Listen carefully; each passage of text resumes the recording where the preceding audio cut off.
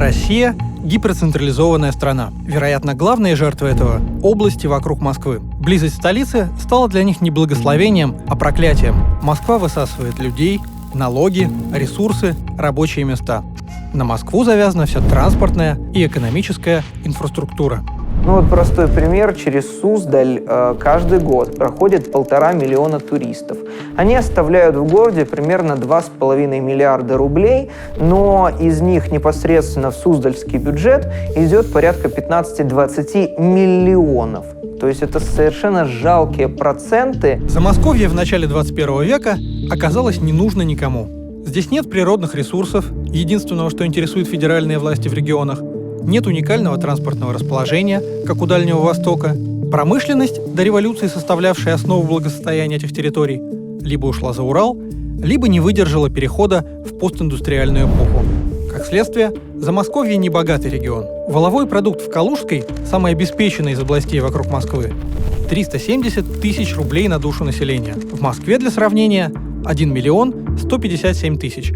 Данные 2016 года.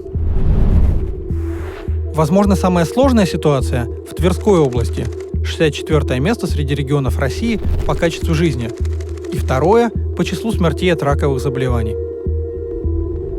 В этих не самых благоприятных условиях области вокруг Москвы переизобретают себя. Буквально в последние годы они начали просыпаться от спячки, в которую погрузились еще в позднем СССР, и проводить ревизию своего символического капитала. И тут на первый план выходит огромное, часто недооцененное или попросту забытое наследие. Для того, чтобы церкви, усадьбы, музеи, ремесла и региональная кухня сохранялись, недостаточно туристов. Нужны люди, которые связывают собственную идентичность с этим регионом и не собираются уезжать. Именно в последние годы в Замосковье появилась критическая масса таких людей. Неожиданным образом этому помогают скоростные железные дороги, в начале десятых соединившие области вокруг Москвы со столицей. Теперь вполне можно жить в Твери или Туле и пару раз в неделю ездить в столицу по делам. Часто оказывается, что качество жизни от переезда из лихорадочно спешащего, дорогого и бездушного мегаполиса в город поменьше только возрастает. Вернуться из Москвы в Тулу, Тверь, Владимир, Иваново – это уже не признание карьерного поражения, а разумный выбор.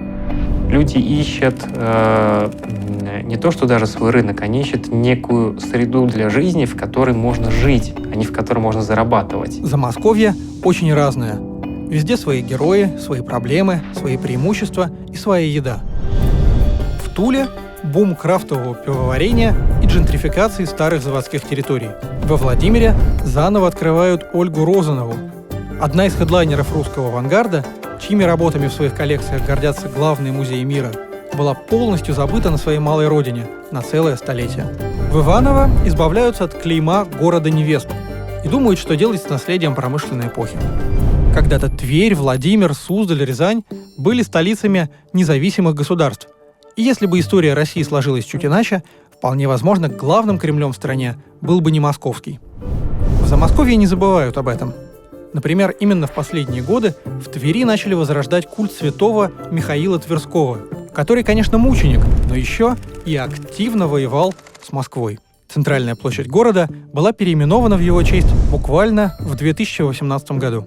Замосковье особенно тяжело переживало 20 век с гражданской войной, коллективизацией, умиранием деревни и промышленности в позднем СССР, экономической депрессией в 90-е, уничтожением остатков социальной инфраструктуры в нулевые.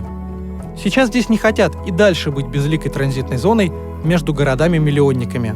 Те, кто мог бы уехать, находят причины не уезжать. За пределами туристических аттракционов, популярных еще в советские времена, находятся новые точки притяжения. Кажется, на наших глазах центральная Россия оживает.